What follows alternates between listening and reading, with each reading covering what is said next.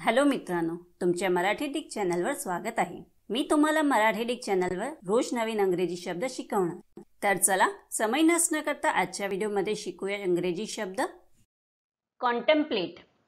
कॉन्टेम्प्लेटचा मराठीत अर्थ खोल किंवा विचार करणे, निरखणे, मनन करणे, चिंतन करणे, त्याकडे काळजीपूर्वक पाहणे, न्याहाळणे, बेत असणे, मनात असणे, सूक्ष्म अवलोकन करणे किंवा बारकाईने निरीक्षण करणे होत आहे।